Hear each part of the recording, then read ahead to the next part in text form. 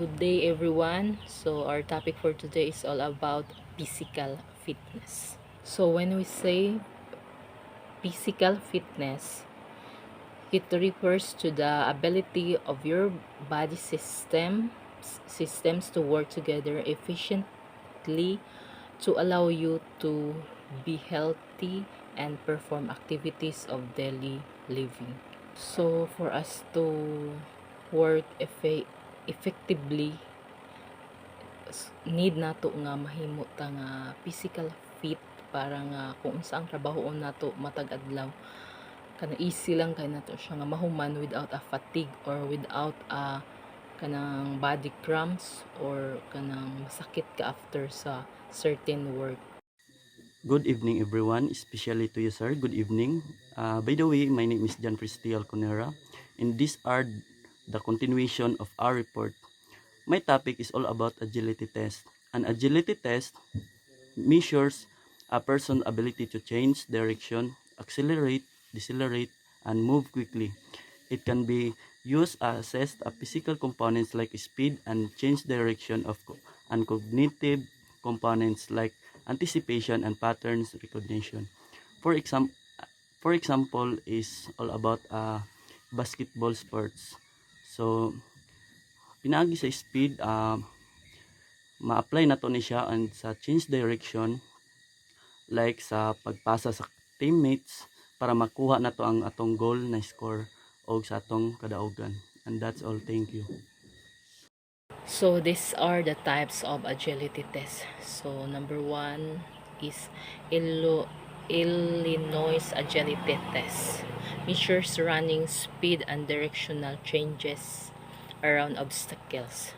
Number two, T-test T-test evaluates lateral forward and backward movement.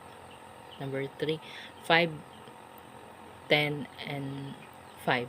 Shuttle run assesses acceleration, deceleration, and rapid changes in direction. Number 4, hexagon agility test balance and agility through multi-directional jumping. So number 5, demonstration of the Illinois agility test equipment need stopwatch measuring tape. Good evening everyone. So this is the continuation of report of Jennifer Pilongco.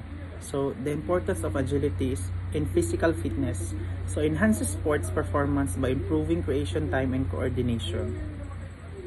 So like for example, paspas o sakto ang reaksyon sa isa ka athlete mas dali niya ma-adjust bitaw ang pag-balance o pagliho. Reduces the risk of injury by improving balance and body control.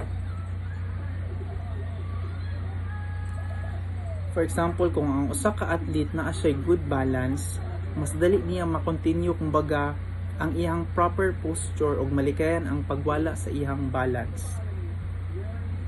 And then the third is increases efficiency in movement for both athletic and everyday activities. So, kani siya is makatabang ni siya sa mas safe nga kumbaga kalihukan bitaw like walk, running o pagbuhat sa mga physical work. And then the last one is helps in rehabilitation by developing neuromuscular coordination. So, ang pag-improve sa neuromuscular coordination is makatabang sa pag-rehab sa usa ka patient nga naka-experience og injury o sakit nga maka-affect sa ilahang pagliho. Good evening everyone, especially to you Sir Perez. And now let's proceed to my topic. And my topic is all about meter sprint. And when we say meter sprint is a short distance running race in track and field. Meter sprint also could technically refers to any strength distance measured in meters like 50 meters, 60 meters, 100 meters, 200 meters to 400 meters. It most commonly implies the one of the standard sprint distances in athletics. And 60 meters is primarily an indoor event, run on a straight section of the track. Its focus is heavily on acceleration, while 100 meters outdoor events runs on straight of the standard 400 track, and 200 meters an event that starts on a curve of the standard track and finish the home straight. It stays both speed and degree of speed endurance. It's both run indoor and outdoor. The 400 meters, the longest sprint event, typically runs on full lap of the track. And the goal of the amateur sprint is simple: to run a specified distance as fast as possible to the first athlete to have their torso cross to finish the line. And that would be all. Thank you.